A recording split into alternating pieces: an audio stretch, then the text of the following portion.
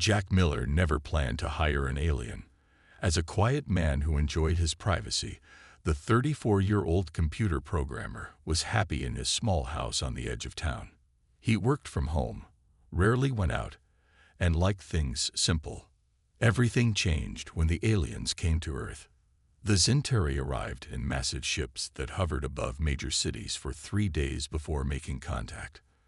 Unlike the invasion scenarios from old movies, they came in peace. They wanted to learn about humans and share knowledge. 6 months after first contact, the Zintari Cultural Exchange Program began. Aliens would live with human families to learn Earth customs. In return, they would help around the house and teach their hosts about Zintari ways. Jack didn't sign up for the program. He wasn't interested in sharing his space with anyone, let alone a blue-skinned alien with 4 eyes. But when the program organizers contacted him directly, saying they needed more host families and would pay him well, Jack reluctantly agreed. That's how Nara came into his life. Nira stood about 5 feet tall with light blue skin that seemed to shimmer in certain light.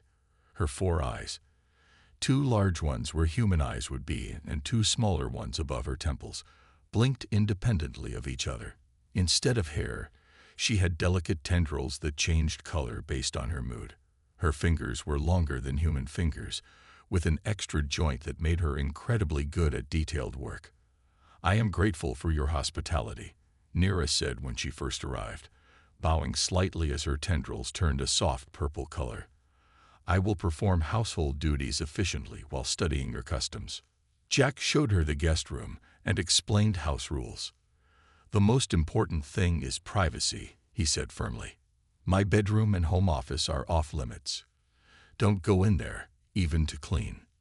Nira nodded, her tendrils now a serious blue. "Understood. Zintari respect boundaries." The first few weeks were awkward. Jack ate alone while Nira consumed strange foods from her home world.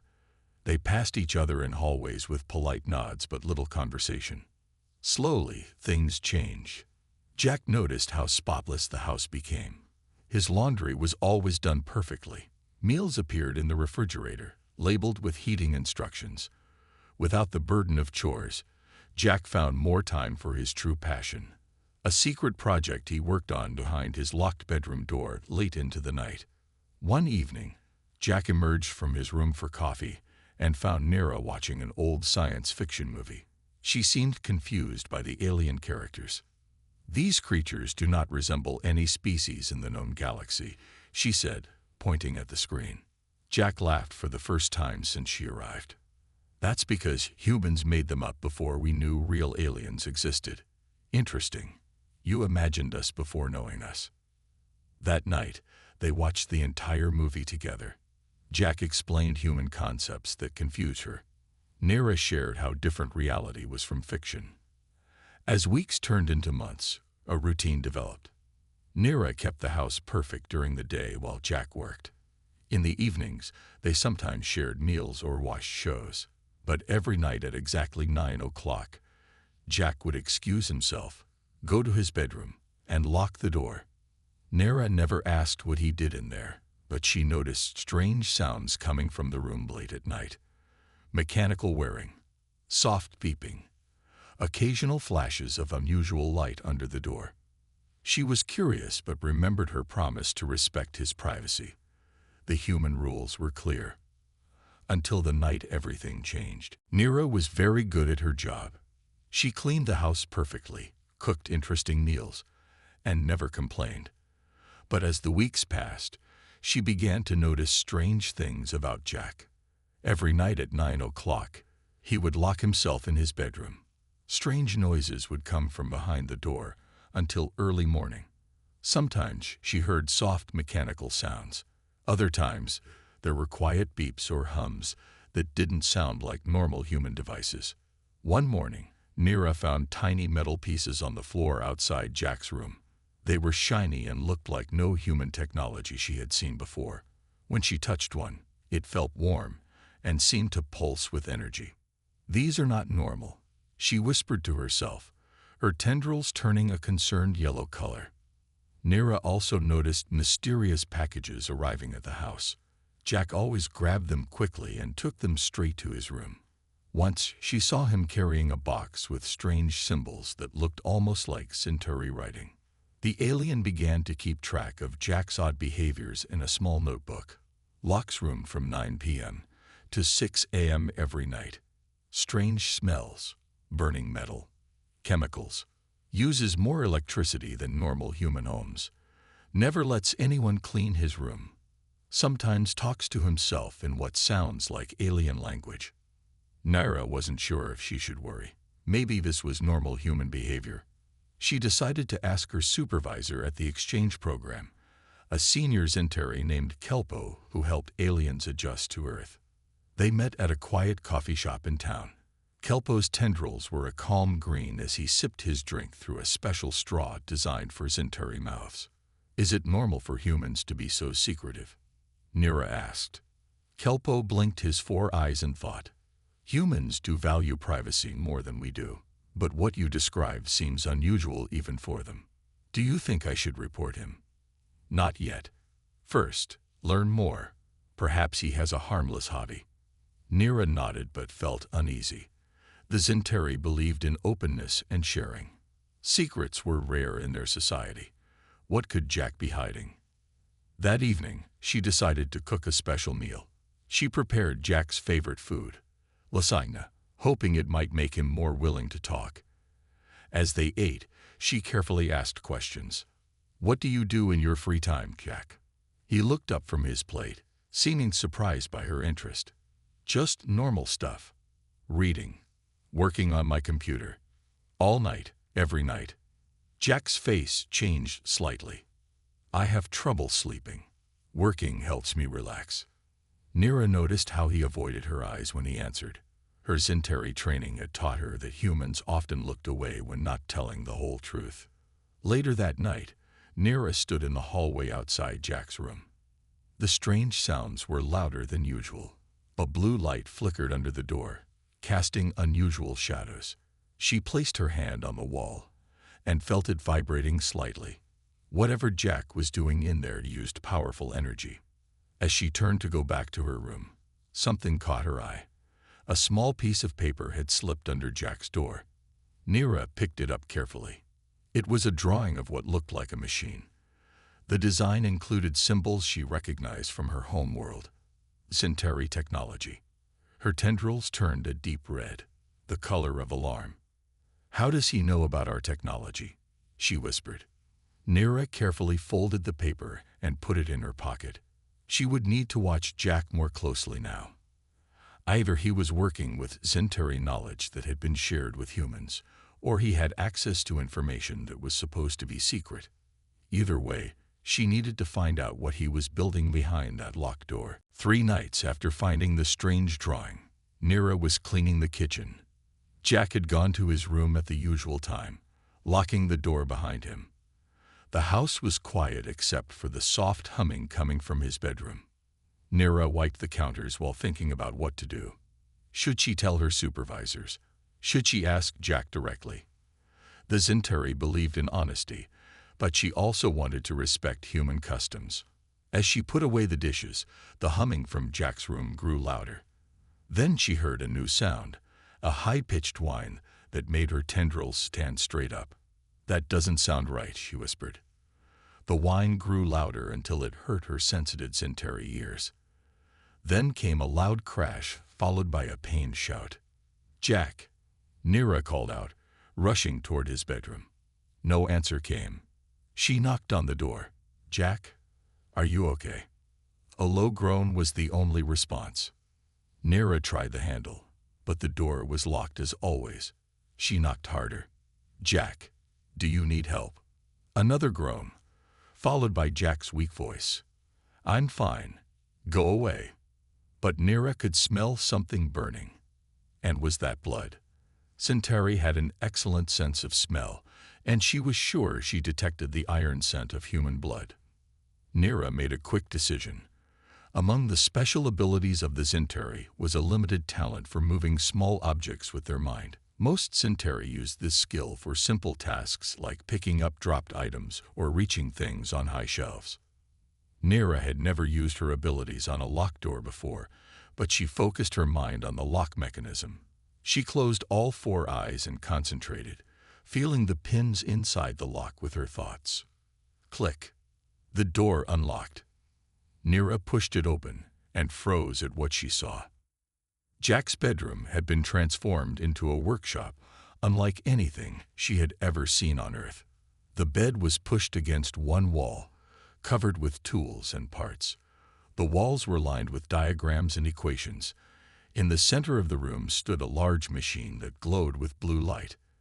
And there was Jack, lying on the floor beside the machine, clutching his arm. Blood seeped between his fingers from a deep cut. Next to him lay a sharp metal tool with blood on its edge. But it wasn't Jack's injury that shocked Nira the most. It was the machine. She recognized its design immediately. "That's a Zentari Star Jumper engine," she gasped, her tendrils turning white with shock. "How is this possible? Humans don't have this technology." Jack looked up at her, his face pale from pain and surprise. "You weren't supposed to see this," he said weakly. Nira stepped into the room, her 4 eyes taking in everything. The machine wasn't just any Star Jumper engine. It was an advanced military model, the kind used by Zentari defense forces. Such technology was strictly controlled. No human should even know it existed, let alone be able to build one. "Jack, this technology is forbidden to share with Earth," she said, moving closer to help him.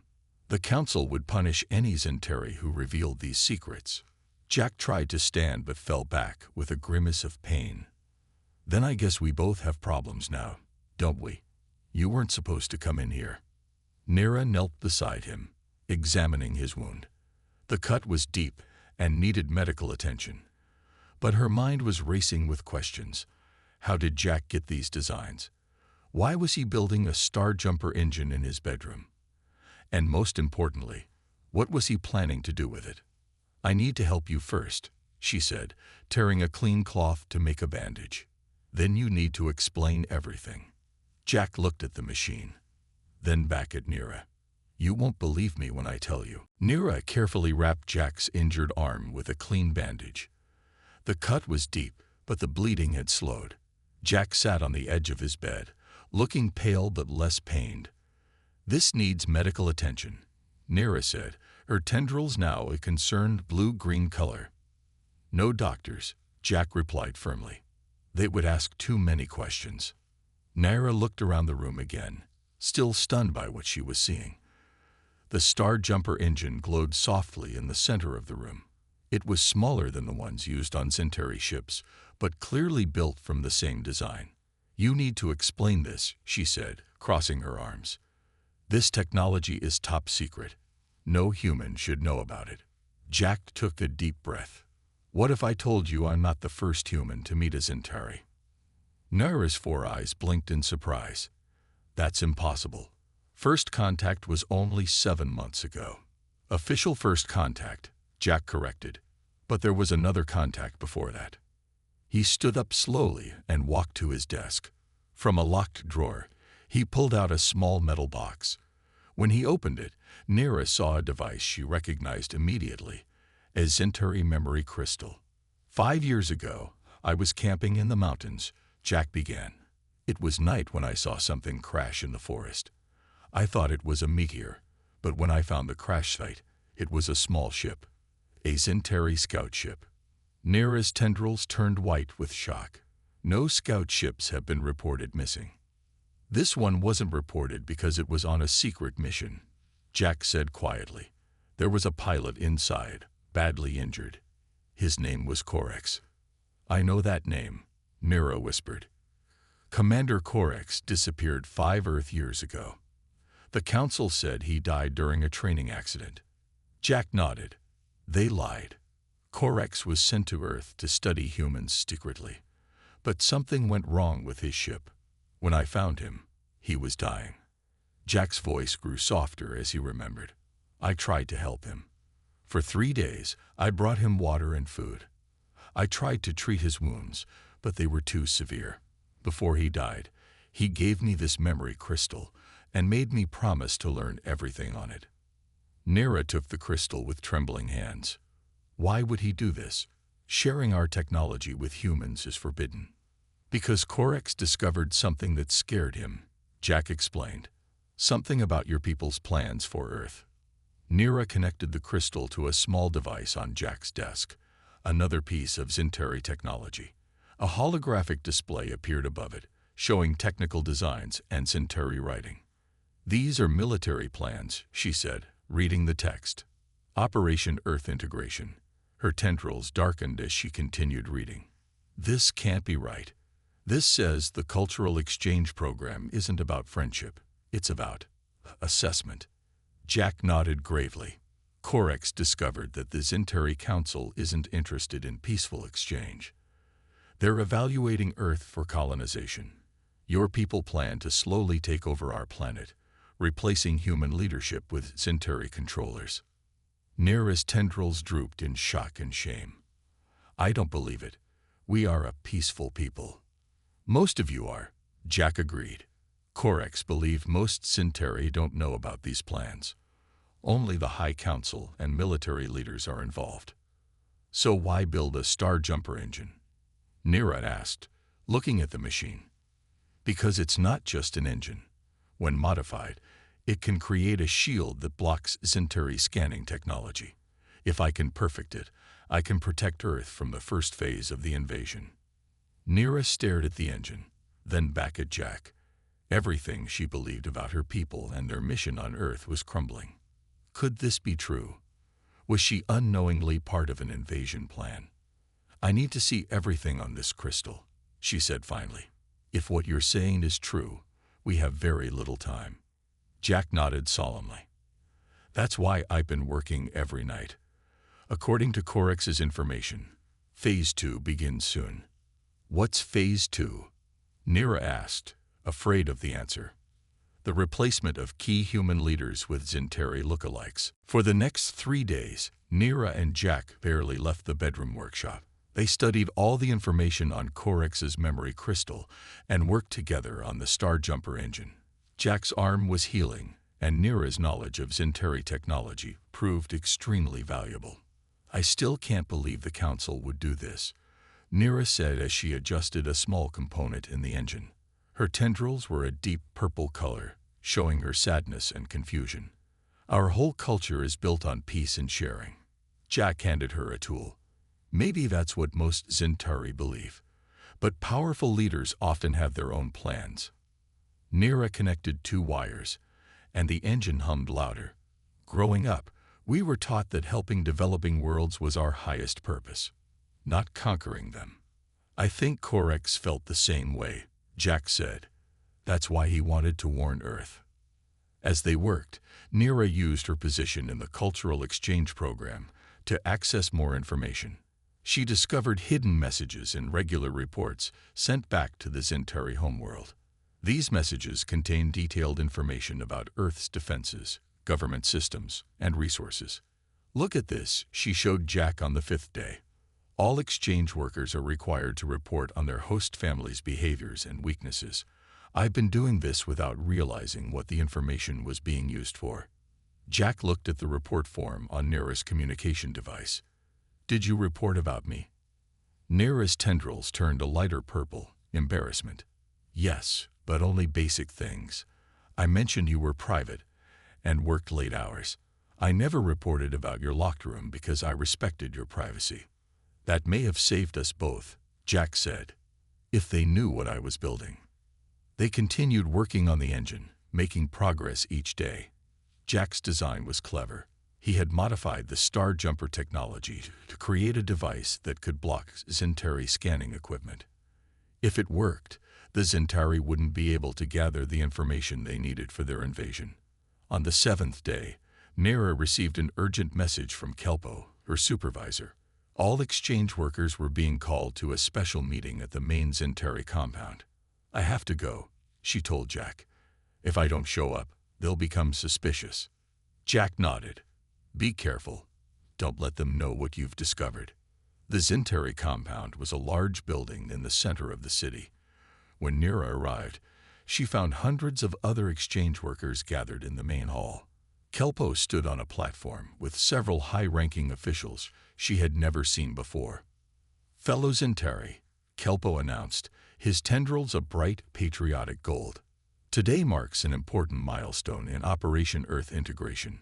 Phase 2 will begin tomorrow at dawn." Nira kept her face calm while her mind raced with fear. Phase 2, the replacement of human leaders. "Each of you will receive new assignments," Kelpo continued. "Some will continue information gathering. Others will assist with the transition of selected humans to our education centers." Education centers. Nira knew that was a nice way of saying detention facilities. For the glory of Zentari expansion. The crowd cheered. Nira joined in, pretending to be excited while feeling sick inside. Everything Jack had told her was true. Her people were planning to take over Earth, not as friends but as conquerors. After the meeting, Nira hurried back to Jack's house. She found him making final adjustments to the engine. "It's all true," she said as soon as she entered the workshop. "Everything Orcs warned about. Phase 2 starts tomorrow. They're going to begin taking human leaders and replacing them." Jack looked up from his work, his face grim. "Then we need to activate this tonight. Are you sure you want to help me? You'd be betraying your own people." Nira's tendrils turned a determined red. "I'm helping the real Zentari values, peace and respect. The Council has betrayed those values, not me." Jack nodded and handed her a tool. "Then let's finish this. We only have a few hours left." As night fell, Jack and Nira worked frantically to finish the modified Star Jumper engine. The device now filled most of the bedroom, glowing with a soft blue light. Outside, the wind picked up and rain began to fall, tapping against the windows like nervous fingers. "Hand me the power coupling," Jack said, reaching out without looking up from his work. His face was tired but determined. Nira passed him the small silver component. "This is the last piece. Once we connect it, the shield will activate." Jack paused, holding the coupling in his hand. "Are you absolutely sure about this, Nira? Once we turn this on, the Zentari will know someone is blocking their scans. They'll come looking for the source." Nira's tendrils shifted to a deep orange color, the Zentari sign of courage and resolve. "I've made my choice. My people's leaders are wrong. This invasion goes against everything I was taught to believe." Jack nodded and carefully connected the power coupling. The engine hummed louder, its blue glow intensifying. Small lights flickered across its surface as energy began to build. "How long until it reaches full power?" Nira asked, watching the energy readings on a small screen. "About 20 minutes, Jack replied. "Then it will create a shield that blocks all Zentari scanning technology within 50 miles. It's not enough to protect the whole planet, but it will disrupt Phase 2 and give us time to warn human authorities." Just as Jack finished speaking, Nira's communication device buzzed. She looked at it with fear in all four of her eyes. "It's Kelpo," she whispered. "He's asking why I'm not at my assigned station for Phase 2 preparations." Jack looked at her. "What will you tell him?" Nira thought quickly. "I'll say I'm monitoring you because of suspicious behavior. It might buy us some time." She sent the message, but only seconds later, her device buzzed again. "He's coming here," she said, her voice shaking. "Kelpo says he's bringing a security team to check on you personally. They'll be here in 10 minutes. Jack looked at the engine. "We need more time. The shield isn't ready yet." Nira paced the room, her tendrils changing colors rapidly as she thought. Then she stopped, her decision made. "I'll go outside and meet them," she said firmly. "I'll try to delay them as long as possible." "That's too dangerous," Jack protested. "If they realize you know the truth." "It's our only chance," Nira interrupted. "You need to stay here and make sure the shield activates. That's more important than my safety."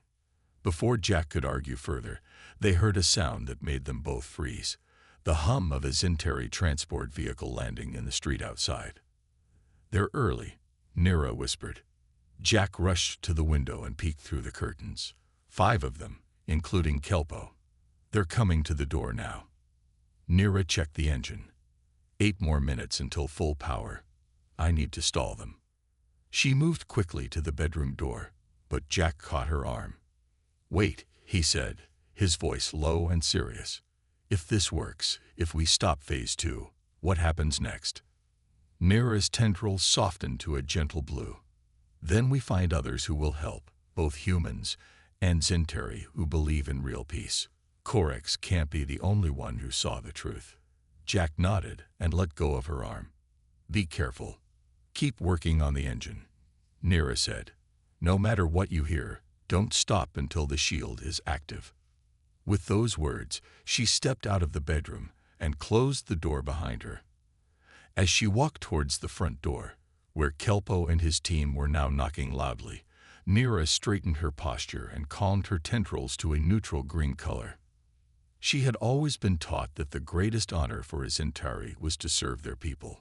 Now she understood that sometimes serving your people meant standing against those who led them astray. Nira opened the front door, facing Kelpo and 4 armed Zentari guards. Hello, Supervisor, she said calmly. What brings you here so late? Where is the human? Kelpo demanded, his tendrils a sharp red color showing his anger. The 4 guards behind him held scanner devices and small weapons. Jack is sleeping, Nira lied, standing firmly in the doorway. Is there a problem, Supervisor? Kelpo's 4 eyes narrowed with suspicion. Our systems detected unusual energy readings from this house. Step aside. We need to inspect the premises. Nira knew she couldn't stop them completely, but every minute she delayed them gave Jack more time to activate the shield. She moved aside slowly, pretending to be confused. Energy readings. Perhaps it's just human technology. Their devices are often inefficient and leak energy. The guards pushed past her, scanning each room with their devices. Nira watched the clock on the wall. 5 more minutes until the shield would be at full power. The energy signature matches Zentari technology, Kelpo said, studying his own scanner. Specifically, military grade. He fixed all 4 eyes on Nira. What do you know about this? I don't understand, Nira said, her tendrils carefully controlled to show confusion.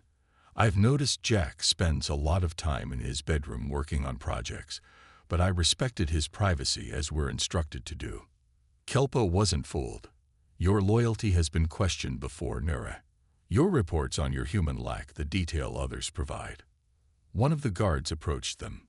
Sir, the energy source is coming from behind that door. He pointed to Jack's bedroom. Kelpo moved toward the door. Open it. Now. Nira glanced at the clock again. 3 more minutes. She needed to stall longer. Jack doesn't allow anyone in his room, she said. Perhaps we should respect. This is not a cultural exchange anymore. Kelpo snapped. Phase 2 has begun. Human customs no longer matter. He pushed past Nira and tried the bedroom door. Finding it locked, he signaled to the guards. Break it down. 2 guards stepped forward and rammed their shoulders against the door. The wood cracked but held. They tried again. The door splintered at the edges. Nira watched in fear. Only 1 minute left. With a final crash, the door broke open. Kelpo and the guards rushed inside, weapons raised. Nira followed, her heart racing. Jack stood beside the fully assembled Star Jumper engine, which now pulsed with bright blue light. His hand hovered over the activation switch. Stop him, Kelpo shouted. But it was too late. Jack pressed the switch. A wave of blue energy exploded from the engine, expanding outward in all directions. The guard scanners sparked and died in their hands. Kelpo's communication device made a high-pitched whine and went dark. What have you done? Kelpo demanded, his tendrils pale with shock. Save my planet, Jack answered calmly. The blue energy wave continued expanding, passing through walls and windows, covering the neighborhood, then the city. Everywhere it touched, Zentari technology failed. It's a planetary defense shield, Nira explained, moving to stand beside Jack. Designed by Commander Orcs before his death, it blocks all Zentari scanning and communication technology. Kelpo stared at them in disbelief. You've ruined everything. Years of planning. Years of planning an invasion. Jack interrupted, not an exchange. One of the guards raised his weapon, but Nira stepped forward. That won't work either, she said. The shield disables Zentari weapons too. Outside, they could hear confusion as Zentari ships lost power and communication. Phase 2 was falling apart without coordination. What happens now? Kelpo asked, his voice suddenly small. Jack looked at Nira, then back to Kelpo. Now we talk. Really talk. Human to Zentari, without secrets or plans for conquest. And we find others who believe in true peace, Nira added. I can't be the only Zentari who would choose friendship over invasion. Within hours, the failed invasion was exposed. Many Zentari, learning the truth about their leader's plans, joined Nira in supporting peace. Human governments, initially angry about the deception, were persuaded to give diplomacy another chance when they saw how many Zentari opposed the invasion. 1 month later, Jack and Nira stood on a stage before human and Zentari representatives, explaining how they had discovered the truth and worked together to stop the conflict before it began. It started when my alien maid entered my room at night, Jack told the audience with a smile. She was shocked by what she saw, but that shock led to understanding, and understanding led to peace. Nira's tendrils glowed a happy yellow as she added, sometimes the greatest discoveries happen in the most unexpected places, even behind locked doors. The Star Jumper engine, modified to serve as a shield, became the foundation for a new generation of technology developed jointly by humans and Zentari. And Jack's bedroom workshop became a museum, the place where two worlds found a path to real friendship.